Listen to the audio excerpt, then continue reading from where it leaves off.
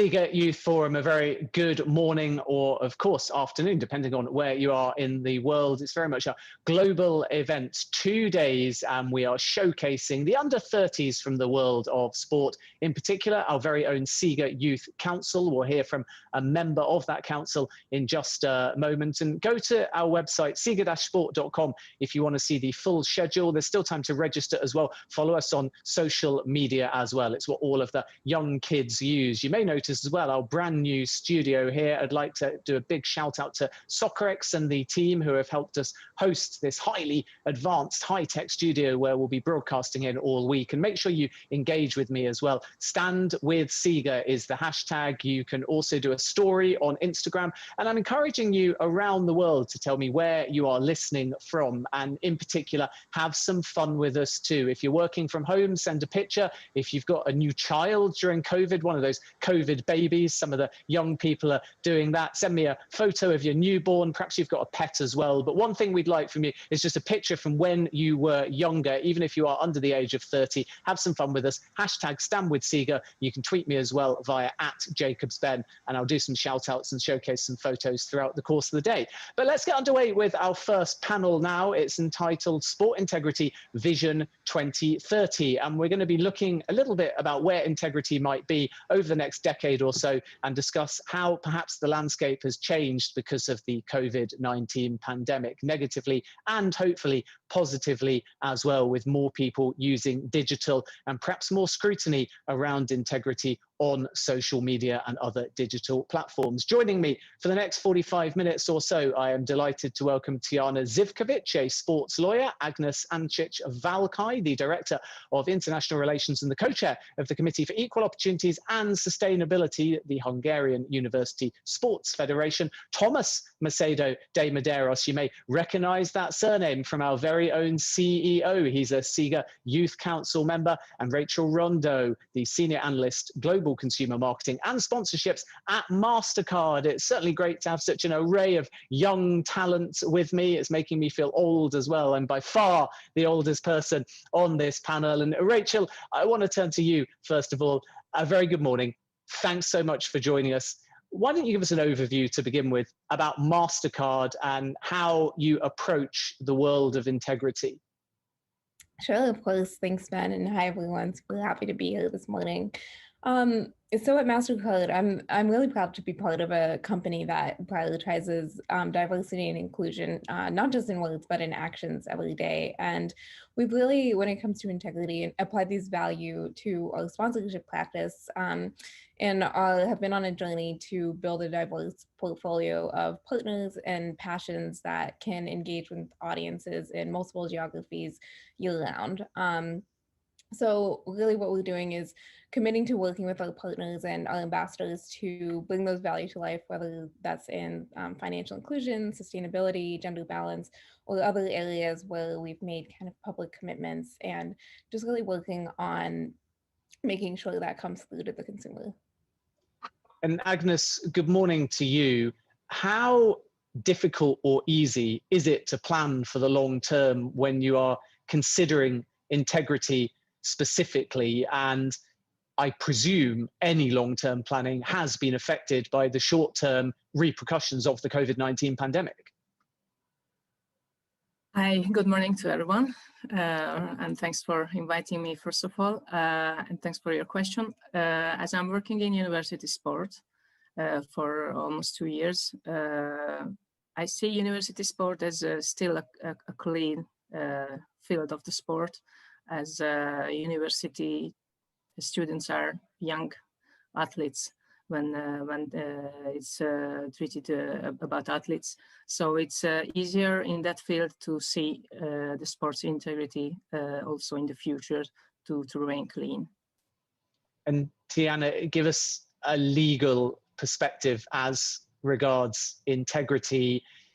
Is it easy to predict how the landscape might change in legal terms between now and 2030, or do you have to take it more year by year and case by case?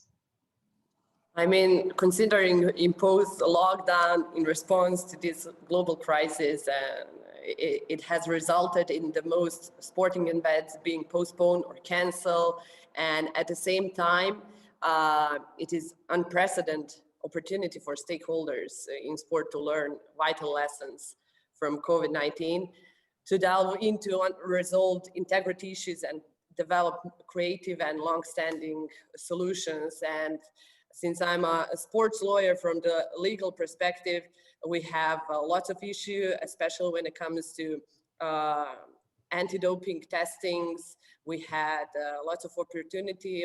We saw what happened in United States. They were using testing from homes. It almost ceased due to lockdown, raising suspicions about doping opportunities. So we lawyers had lots of work, and mostly in negative way, and it's hard to predict. I mean, with this vaccine, I'm hoping that things will come back to normal in this following year as well. But I cannot say and tell anything for sure, because you see what happens.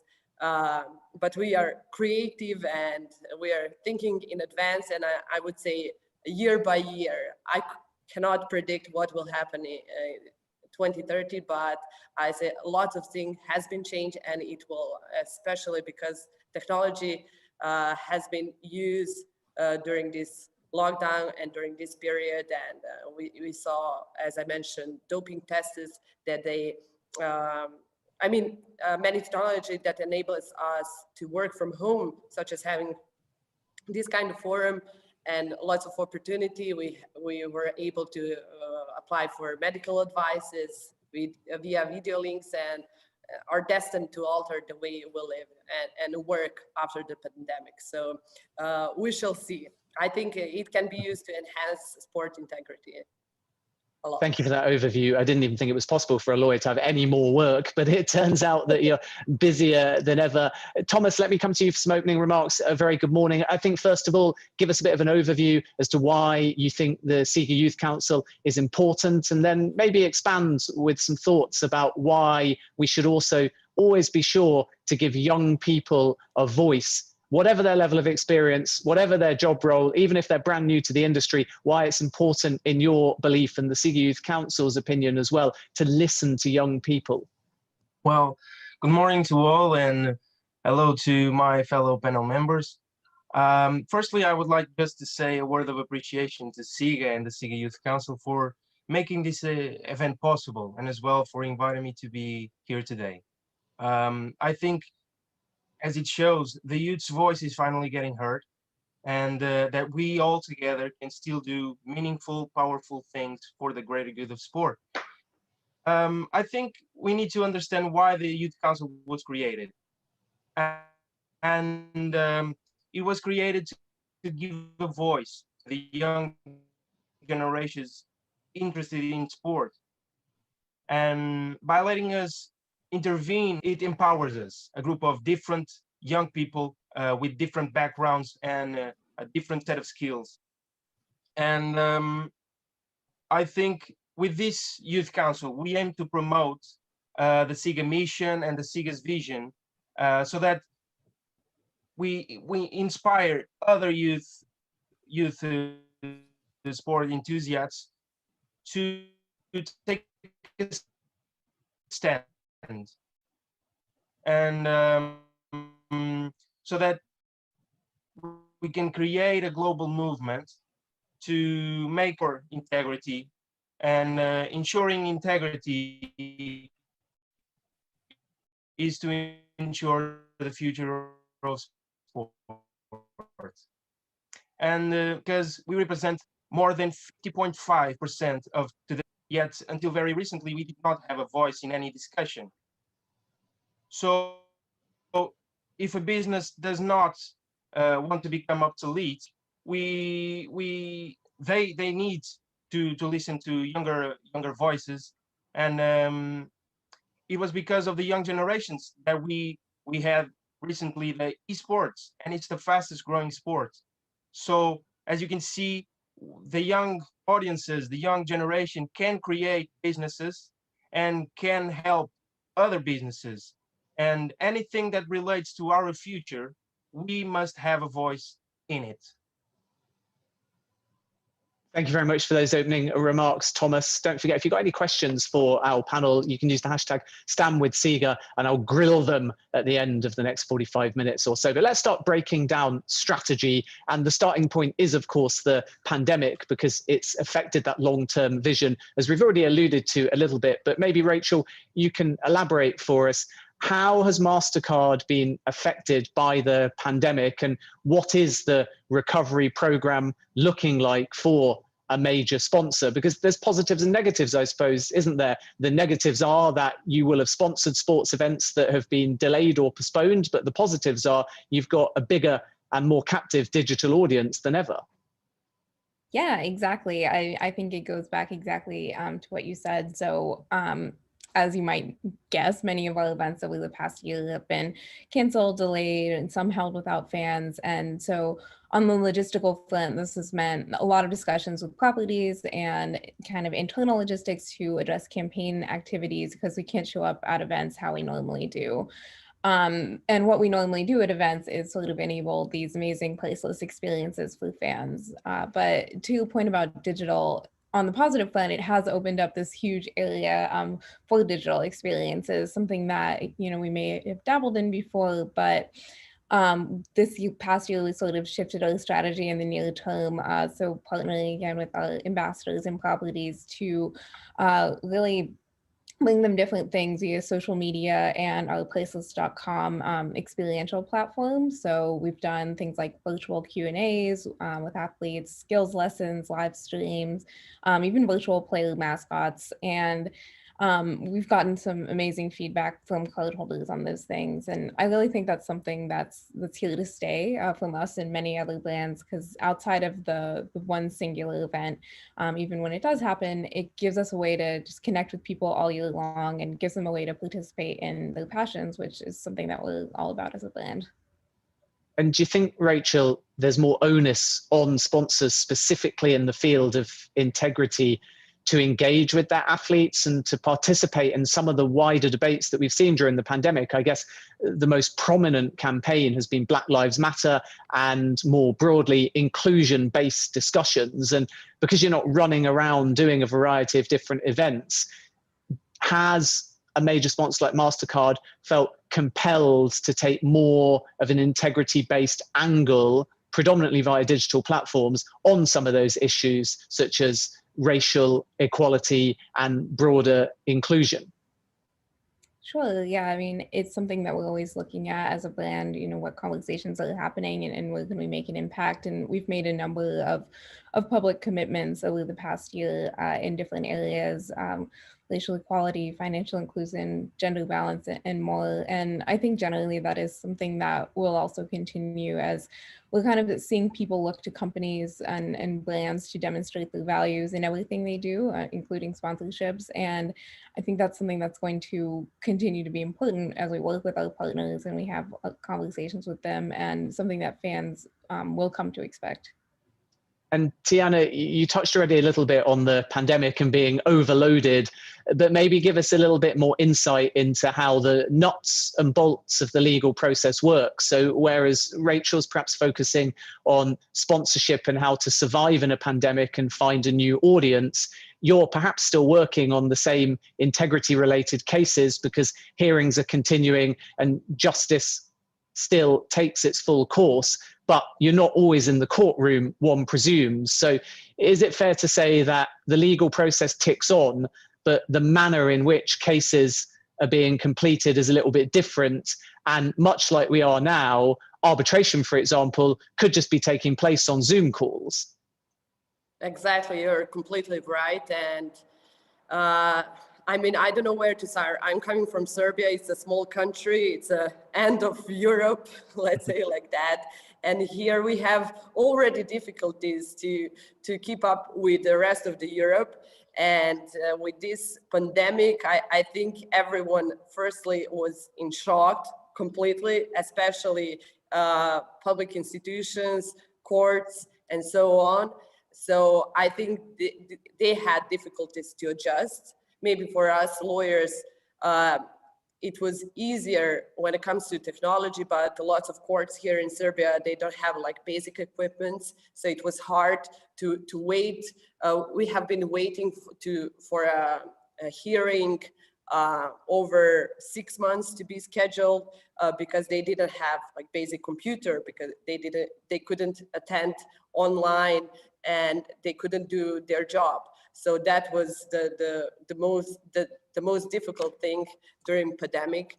And regarding sports integrity, I think there is still lack of awareness, because sport at the grassroots level needs to be safe, it needs to be fair, it needs to be honest, respectful, and have integrity. So without these, sports can lose its relevance and meaning. So we have troubles here, especially in Serbia, regarding that.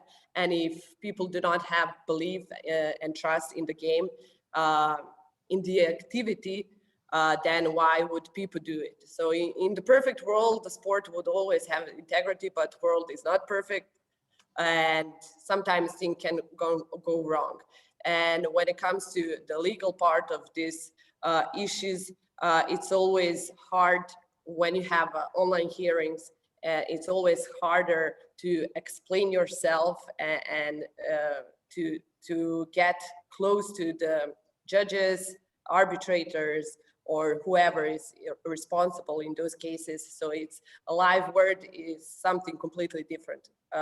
Thanks to you, we have this kind of opportunity to educate young people and future lawyers or someone like Rachel to be part. We also have my main issue for my clients was to find someone like Rachel to help us to survive this. And of course, they are not training. When it comes to athletes, they have troubles receiving financial support and so on. I have clients in 3-on-3 basketball, and it will be at the Olympics, and they have troubles with sponsorship and how you can find new sponsorship during these hard times when they cannot see you, when they cannot expect, they don't know what to expect. And I think that everyone is trying to play safe and just to survive this period. So everything is a mess. So we are adjusting, and we had a couple of hearings during this pandemic online. It was pretty much different when comparing to live word and live performance. But we will see. I expect that some of the parts of this kind of proceeding will still stay like that, but in the future, I think things will change in the future. I think proceedings will be held partly online, partly in person, but we're getting used to this kind of living.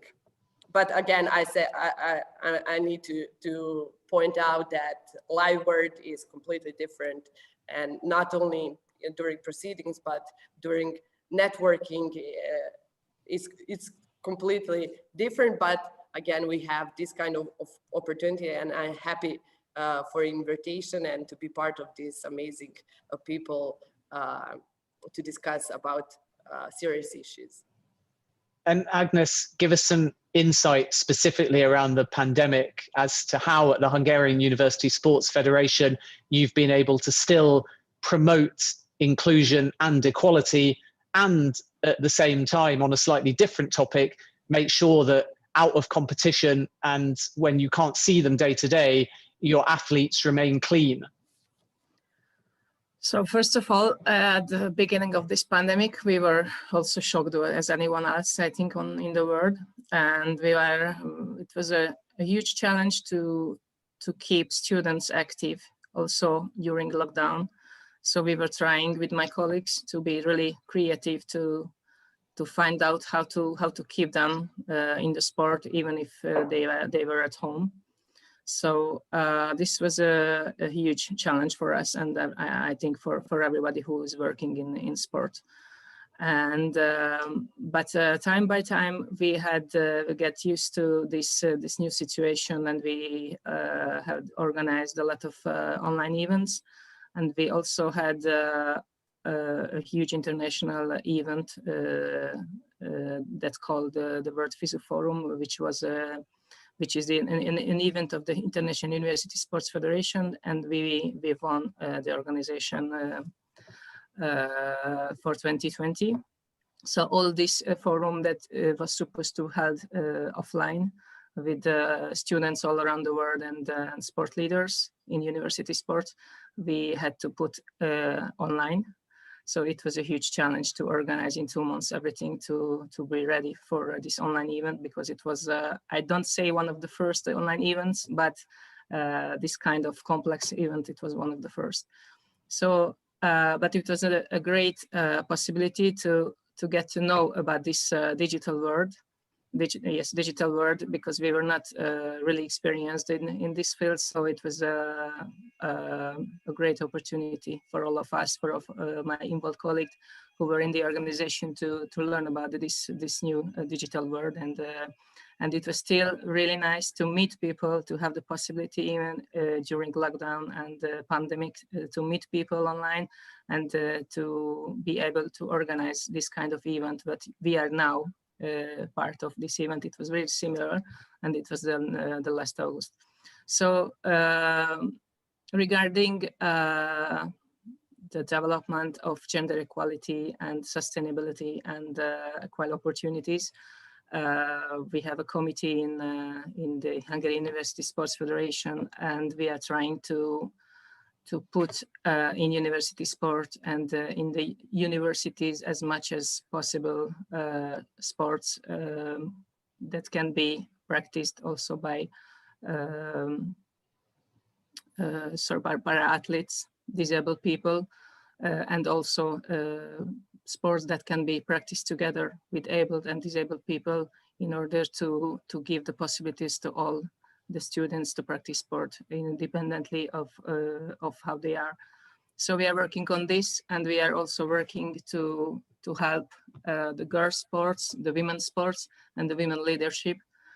We are starting to organize forums to discuss about gender equality, to build some mentor programs, and to create some awards to highlight the programs that helps gender equality in university sports.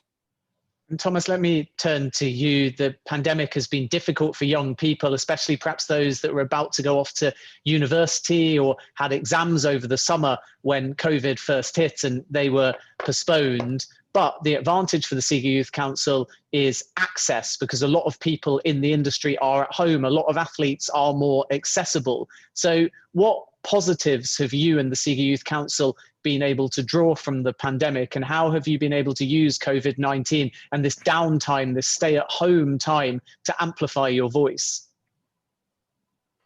Well, as you know, we are in a digital era and we are a digital generation. So technology is essential for the future of sport, either broadcasting wise or in the playing, in the where the action takes in,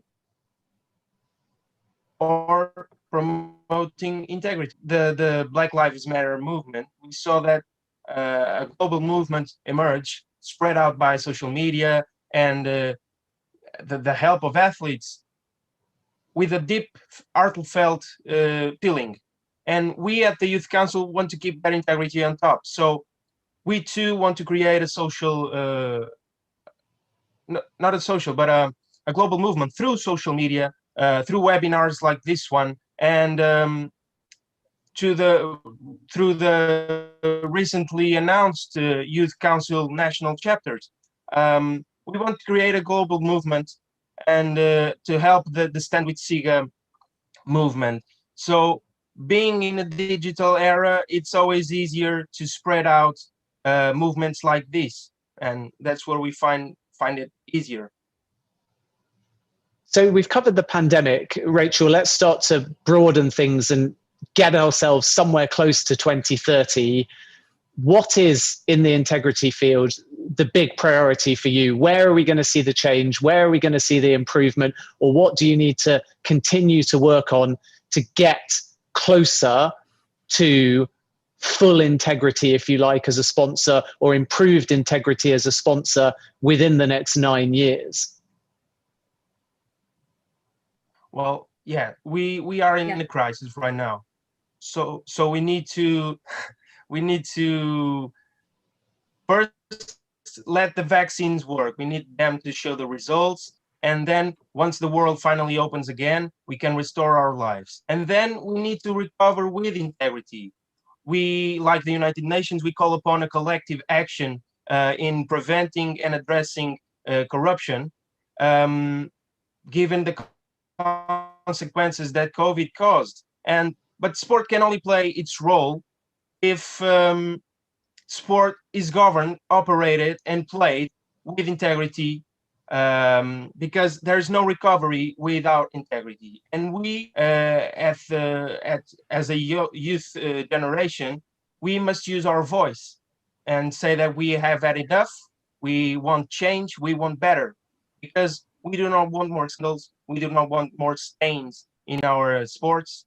So we want clean sport. And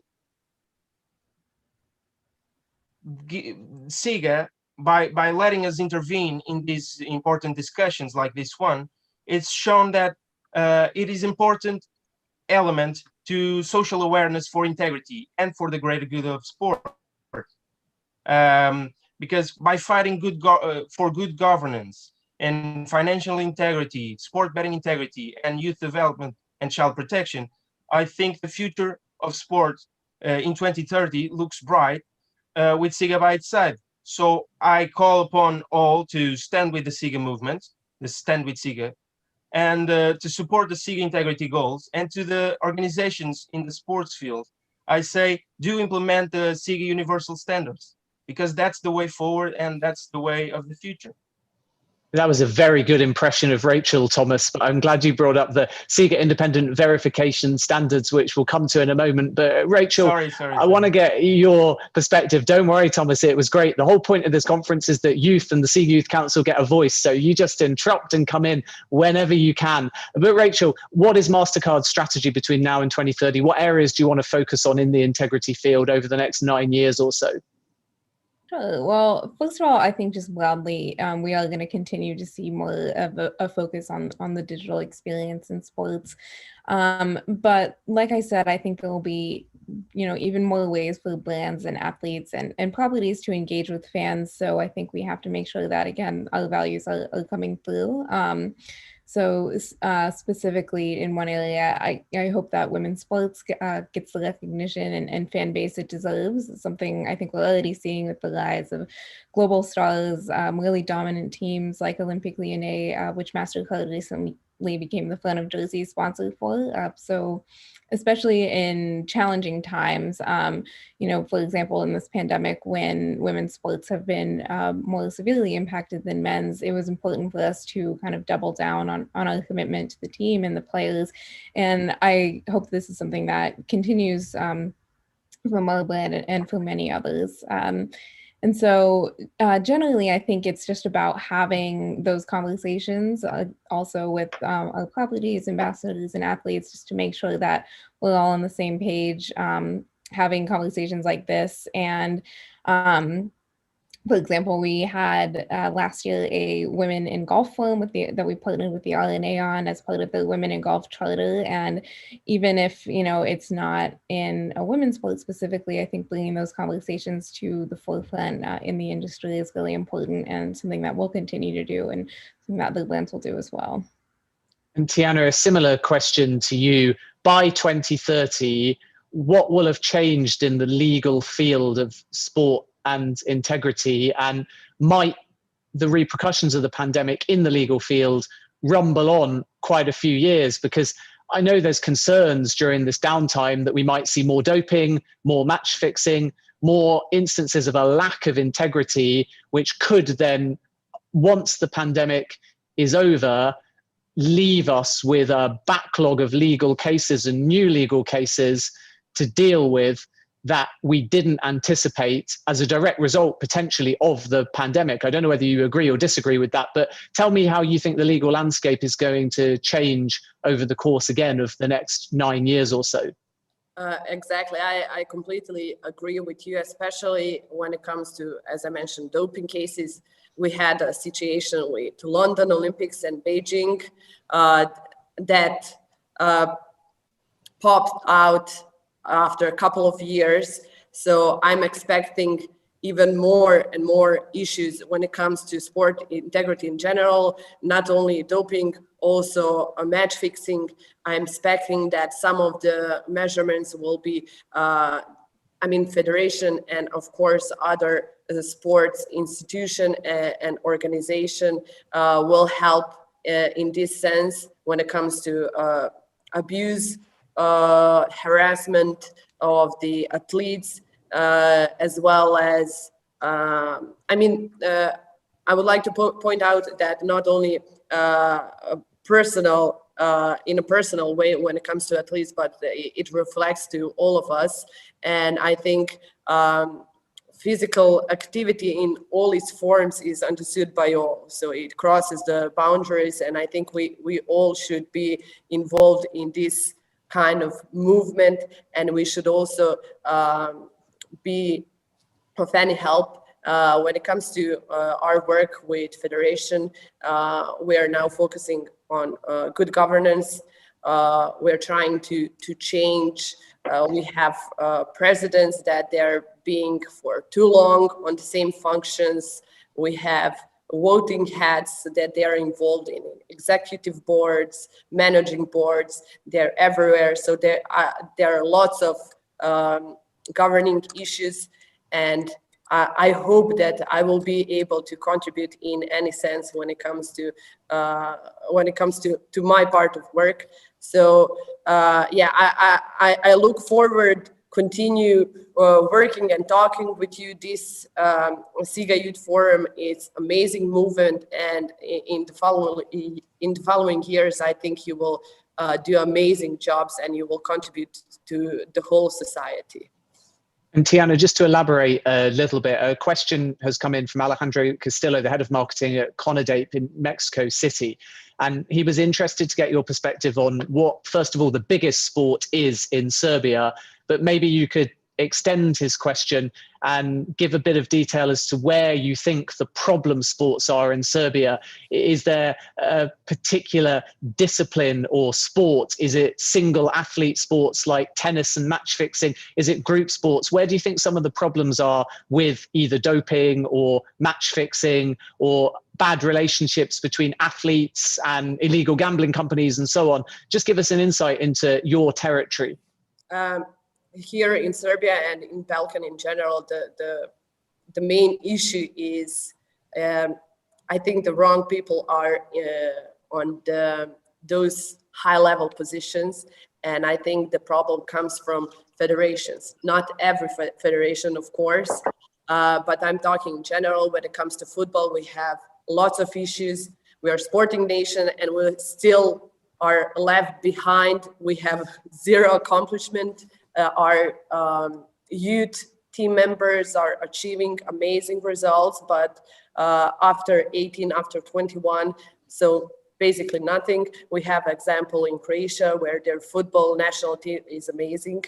So comparing to them, I think that the lots of issue we have in football. When it comes to basketball, the situation is different. We have amazing results, as you are familiar, and I think that the main, and when it comes to individual sports, of course, you all know Novak Djokovic in tennis, and I think there's a lack of financial support. I used to be a track and field athlete, and it's a luxury if you are able to train and study. For instance, I had to decide at some point whether I will focus on trainings or my studies. And since I didn't have one example that will change my opinion, I, of course, invest in my brain rather in legs. So I think people in federation needs to be changed, some of them, of course, and I think that we need to have professionals, ex-athletes, or people who are really there to change, to do something for sports and to change, and not to gain financial, not to gain money or whatever. Of course, we have lots of match fixing here. We have gambit, betting, and all sorts of issue. So there's lots of opportunity if anyone wants to be involved here in Serbia doing legal work. So I think you need to change something on a high level, then, and it will reflect. Then it's like an umbrella. It will.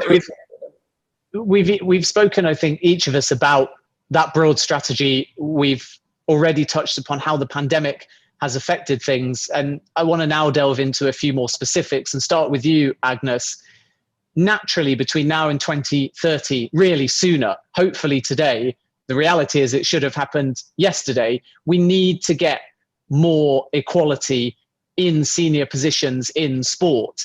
And in doing so, that promotes inclusion, it promotes integrity, it gives you a variety of rounded perspectives, because when we say sort of diversity and equality and inclusion, we're not just talking about physically, we're also talking about diversity of thought, which is equally as important when trying to develop a strategy that promotes inclusion. So you're the co-chair of the Committee for Equal Opportunities and Sustainability.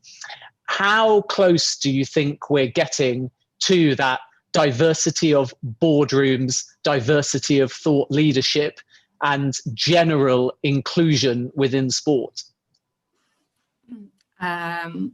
As my position is Director of International Relations, but I also used to be an elite athlete, 2 times Olympian. So I lived all the situation of being an elite athlete and after becoming a sports leader, let's say.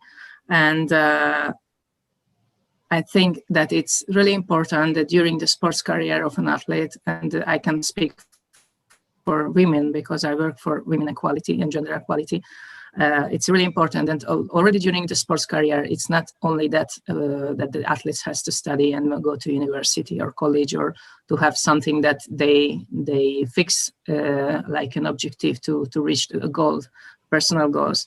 But from the federations, for the sports federation, they have to be mentored already during their career. They have to be given opportunity or already to go to have some practice, like working experience during their career. Because from my experience, when you start professional athlete career, it's really difficult that maybe you already gained a diploma, so you finished some university degree, but you are 30 years old with no work experience, and it comes really difficult to start from the beginning as somebody who has 20 or 22 years old. So, and especially talking about gender equality, it's especially difficult for women, because maybe they are 30 years old, they got married, and they have to think about creating a family. So it's still more and more lost time for the career. So this is why it's really difficult as a woman from a sports career to become a sport leader. So it has to be really balanced during the sports career to already think about future and to already find people who is mentoring you, who is helping you, and who is assisting you to reach your personal goals, not only in sports career, but also after. And Rachel, just to elaborate on that, because I know it's a topic that you're equally passionate about, where a MasterCard at, or even if you have broader knowledge of the sponsorship landscape, how close do you think we're getting in the boardrooms and senior leadership positions, either within MasterCard or more broadly, to that equality? Specifically, perhaps you even want to talk about gender equality within the boardroom. Yeah, absolutely. I think at MasterCard, you know, like I said, we have been having these conversations with our partners and hosting or facilitating events that do bring these conversations to the forefront. So like we've had in golf to try to increase the level of inclusion in the golf industry. And that's from playing to participating in the actual business side of the industry. And we've done similar things in music from a little bit and entertainment sponsorship side, just in terms of having these events where we can bring leaders together from all different facets of the industry. Because I think that's something that is very important when we're talking about actually increasing equality from a leadership level, just enabling this type of mentorship and networking opportunities, enabling people who may not always be in the same room to hear from one another. And I think that's important, like with events like these, to also focus on the next generation and the younger generation coming up, to make sure that there are people that they can look to as mentors, or there are examples that they can see, I can do this. So I think the topic of gender equality and leadership broadly is definitely something that we have been very focused on for many years, and that's something that we will continue to do. And Thomas, how diverse is the makeup of the SIGA Youth Council? Well, it's very diverse. We have people around from all over the world with different skills and different backgrounds. So I think that is important to show the world that even in the youth groups, we have diversity. So we should also have diversity in the top spots. And that's it. I think we set an example to the world in matters of diversity. And Agnes, let me get an athlete perspective as well from your former life, if you like. How do you think specifically the Olympics and the Paralympics are going to be affected on the integrity front, not just from the fact that COVID-19 may end up cancelling Tokyo, or meaning that forthcoming Olympics ends up happening on a smaller scale, but Rio was dogged by the blanket ban, aside from Daria Klishina, who will actually be speaking at this conference over the course of the next 2 days. But there were doping problems at Rio, and historically, we've obviously not managed to shake doping specifically from Olympic sports. So once we get to 2030 or thereabouts, the next 2 or 3 Olympics, what do you think is going to happen to allow us to be confident that our Olympic Games will be cleaner? I think it's a really difficult question because we don't know, but we all hope that sports will be all the time, will, let's say, address all the time the original message, what we want when we are 6 years old and we decide to be an Olympic champion when we start sport. So it would be really nice to keep it until the end, or even when we are 25 or 28, the finish of our career, and try to use only the clean tools to reach the result. And it's not only that that the athletes has to think it and believe it, but of course, as also Tiana told us, that things start from above, and the sports government has to keep the sports clean first of all. And the sport has to, as much as possible, remain out of the politics, out of the money, even if it's not possible anymore, because there are a lot of money and a lot of business in sport, and we cannot change it anymore. But I really hope that the Olympic Games and the Paralympic Games will be always the one thing that all the world will stop and watch it with the same enthusiasm for the next 2, 3, 4, and 10 Olympic Games.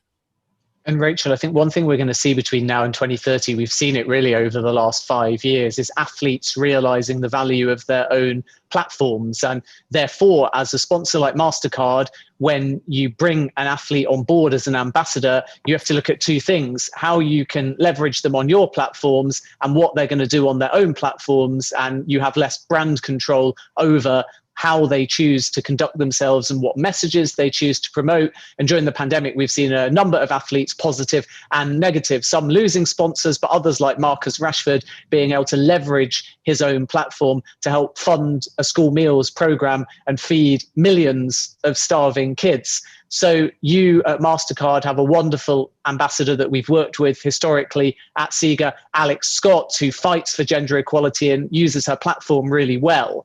So how, between now and 2030, will MasterCard change their approach to ensure that you not only sign an athlete, but make sure that your brand and messaging is amplified via that athlete's own platforms? Yeah, it's a great question.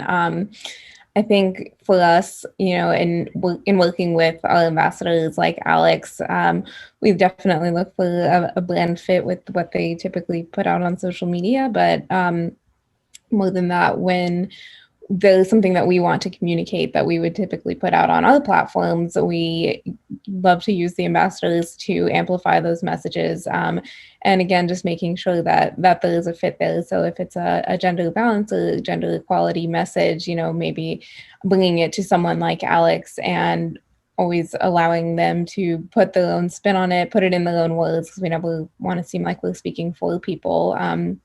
But we've seen that using the athletes' platforms when it's natural and when it's something that their followers, already do care about and are expecting from them, can be a really powerful communications tool. So I think we've seen that even more so during the pandemic, of course, as we've had less opportunities to talk to people, maybe in a one-to-one or event setting. So I think going forward, that's something that we will continue to look at and amplify even more. We've got about 5 minutes to start wrapping up, and I'm going to start with you, Tiana, and ask you how you think Sega fits into Vision 2030. In other words, why is it important, legally if you like, to have an external body through programs such as the Sega Independent Verification System policing integrity? Why should it be universalized and taken away from individual federations, clubs, and athletes to try and fix the problem internally? Why do you think an external body like Sega is necessary and vital as we move forwards? As you mentioned, the key is in for external. So you are away from any pressure, affections. You're not within the federations or those organization. You're not forced to do anything to comply with someone's opinion or not regulation. Of course, you should comply with regulation, but this kind of organization and movement can only help, and this is the only way that things can be changed, because you can be objective. You are affecting not only federations and organizations, but you are spreading the word. You are educating young people, and it is vital and necessary that, as Agnes said, and she is the rare example of the successful woman. Not rare example, but as a successful ex-athlete, because they're not well educated in the sense that someone didn't tell her, okay, do like this while you're training, take online courses, do this, and even if athletes wants to change something, there is no opportunity for them to where to apply, where to do internship, where to start learning. And I think Sega, by doing this kind of forum, it is amazing thing for young people to, first of all, to get to know what will happen in the next 10 years and how they can contribute, and you will stay independent without anyone else. I would like to be politically correct. That's the reason why I blocked. But I think it is necessary to have someone like Sega if you want to get work done. Thank you for that, Tiana. And Agnes, just extending upon that point, we've emphasized throughout this 45 minutes that young voices are vital, but so specifically athlete voices. And as Tiana alluded to, it can be difficult for an athlete making that transition from sport into the business of sport because there's not always a clear path. And even if you feel like you can transition, you may enter a boardroom that is intimidating. You may not get training on the job. So how difficult is it to make that transition from sport into the business of sport? And what advice do you have to other young people looking to follow your path? It was always difficult to make the study and the sport together, but at the same time, it was also a positive challenge to make it, because I think that one helps to the other. If you practice 6-7 hours by day, after the study helps you to think about other things, to relax in and make some mental training. So I think it's really important, and always more and more athletes understand this, and always more and more federation highlights the importance of studying next to the sports career. But as I told you, this is the most difficult thing, that at the end, you have already some experience that you don't have to start it from the beginning. So this is where we have to help, I think. This is where we have to encourage federations, associations, that they help to assist athletes to find a way to be prepared when it's finished, it will finish, and they don't find themselves in a hole that they don't go, that they cannot go out, and they don't.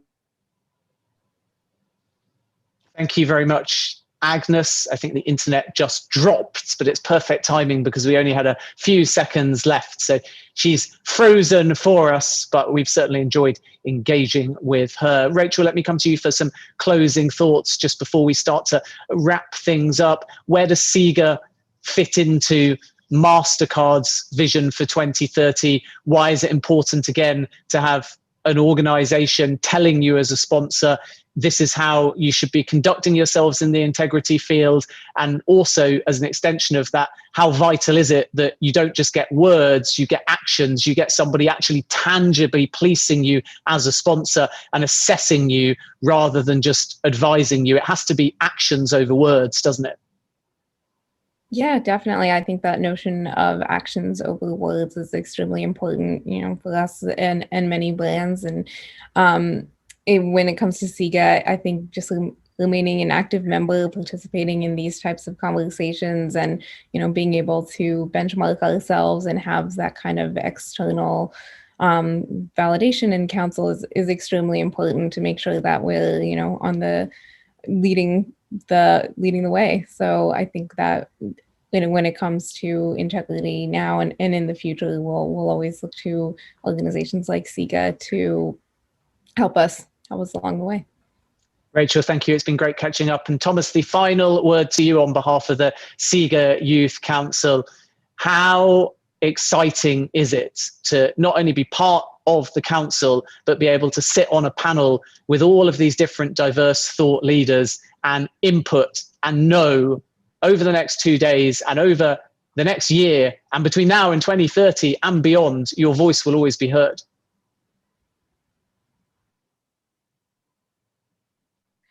Well, I think it's really important because SIGA is a large global coalition organization, but it's also independent. It is an independent body. And when you leave an unbiased opinion, you get the best of what you say. And to the sports governing bodies, I say that look at the young generation, listen to our voice and to our perspective, because I and the young people and all the people watching, we stand with SIGA. And so to the sport governing bodies, I say, so should you. Stand with SIGA, support the integrity goals, and to the organizations, apply the SIGA universal standards. Thomas, thank you very much indeed. Time is up, unfortunately, but it's been a fascinating debate. We could have continued it until 2030. If you'd like to be connected with any of the panelists, get in contact with us, engage, ask plenty of questions, use the hashtag #StandWithSiga. But for now, it's a huge thank you to Tiana, to Agnes, to Thomas, and to Rachel. And myself, Ben Jacobs, will be back to introduce the next panel in a moment. 12:30 GMT, creating global dynamics for effective cultural change. That's coming next on day one of the SIGA Youth Forum.